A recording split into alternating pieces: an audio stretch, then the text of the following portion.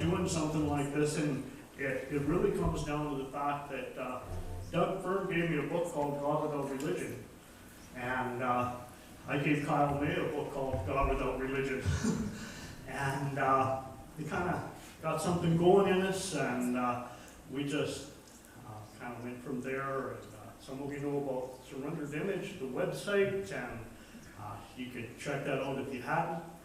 But yeah, my name's Greg Day, and well, the truth of the matter is that I have an uncle named Ben.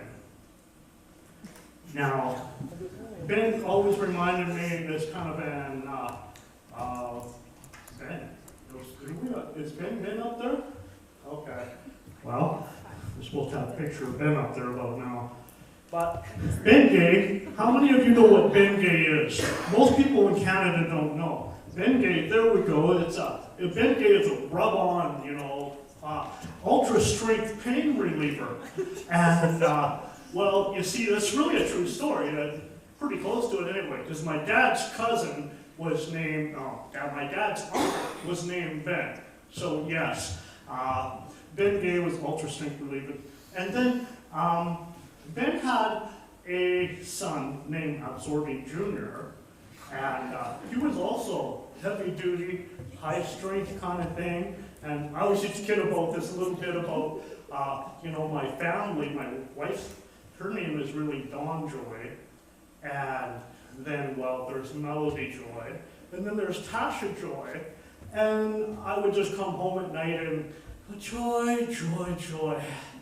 And so, yeah, we have a lot of fun kidding around about our heritage and all that kind of thing. But the truth is, too, is that I also had, my grandpa's name was Okie Gay. Now, Okie lived on Fruit Street in the tropical apartments in Fresno, California for the last 3 years before he died, and that's a true story, too. And the thing about all those guys, they were definitely real ultra strength, no doubt about it. But, one thing that happened with Okie is when he got a little older, he got some cataracts in his eyes.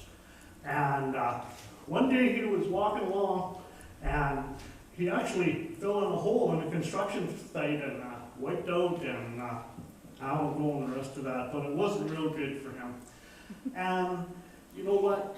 Just a little while ago, I guess I found out, some of you guys know that I'm actually legally blind, but actually legally deaf too. But on top of all that, I've gotten cataracts lately in the last, happens a long time. Over the years, stuff builds up and kind of can make it hard to see. And the really interesting thing is, though, is in about a month, in April 14th, I go in for surgery. And some of you know that we tried this in November, and through a set of circumstances, it ended up not happening. But I go in for surgery in April, and I'm pretty excited about that. Sometimes I get a little glimpse of what things might be like. When I look into the lights now, well, it's tough to live in the bright lights and all that, isn't it? But it's hard to see you guys, and much of anything if there was no lights there or not. But here's the thing. Every now and then, I can get a little glimpse of what it might be like. Yes. Out of the corner of my left eye, it's the clearest. So sometimes I'll catch a glimpse of what's really there. I don't know if you've ever heard about, some painters when they got older in life, their tone of their paintings and all, and the things that they did as they went through life, it actually changed the color palettes that they used and began to affect what they did because of how they saw, and what they were perceiving as reality was a little bit different than was actually there. And sometimes I get a little glimpse. Out of that eye, and sometimes I'll look at something across the room. If you see me walking around going, oh man, yeah. But sometimes across the room I'll get a glimpse of something, and you know what I notice?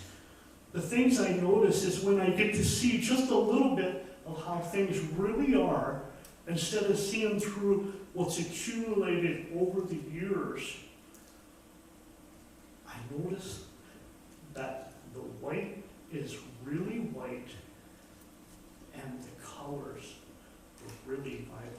I don't know how many of you heard stories about like an after-death experience or what, but that's one of the things you always hear, right? You know, they always go through a tunnel towards the white light, but then they go, oh my goodness, the colors, the vibrancy. I didn't know that it really existed like this. I didn't really know that there was that reality out there. And as we go through life, many of you here tonight know, is that we kind of accumulated stuff. Well, on April 14th, God willing, I get that peeled back and removed. And actually what they do in cataract surgery is they take out the lens in your eye that's gotten messed up over time, and they replace that with a brand new one. Well, not only this for me, see, I don't know if you ever heard much of how strength is, but I have contact lenses and they're so strong, they're like -31, -32. Like, these are Coke bottle contacts, man. And, but what they're gonna do is they're gonna replace that lens with something that is similar strength to my contact lenses. So what it's going to do is refocus the light back in my retina.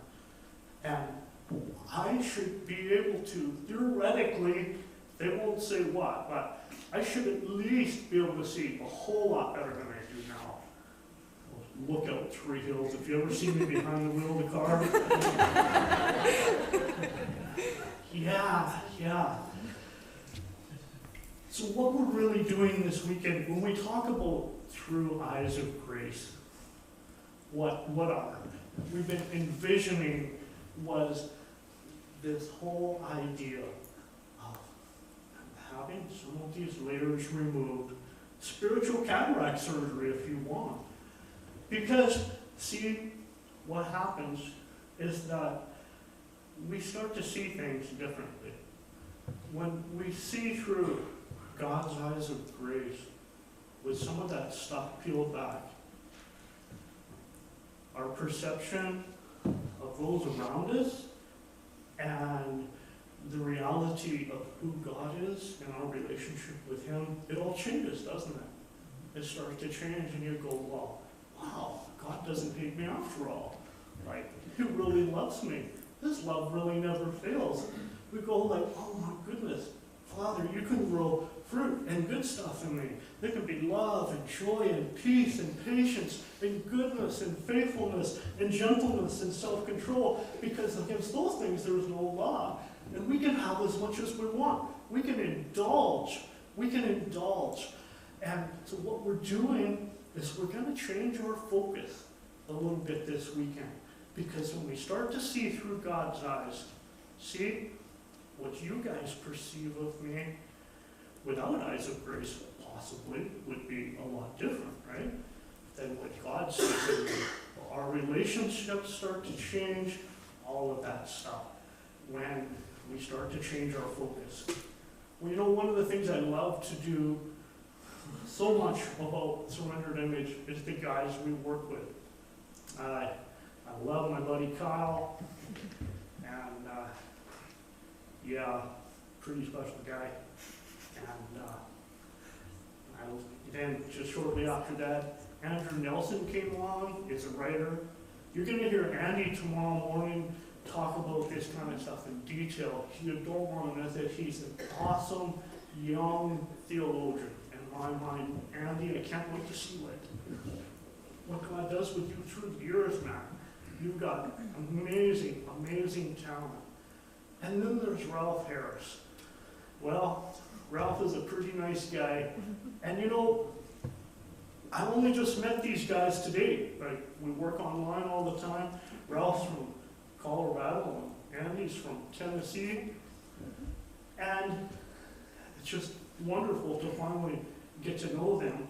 But what I've always thought of Ralph as, I called him a couple times, I called him Barnabas. You know, some of you know, remember Paul's friend Barnabas in the book of Acts? Well, the name Barnabas actually means the son of encouragement. And that's Ralph. Ralph has a wonderful book called God's Astounding Opinion of You. And you get to learn a little bit about yourself, seeing yourself through eyes of grace, through God's eyes. And he's got a great book out there over across the way, by the way, called Fight for Grace. And he's passionate about what God's doing now. And today is that revival of the gospel of grace, and you're going to hear a lot of that tomorrow. So, well, without further ado, Ralph,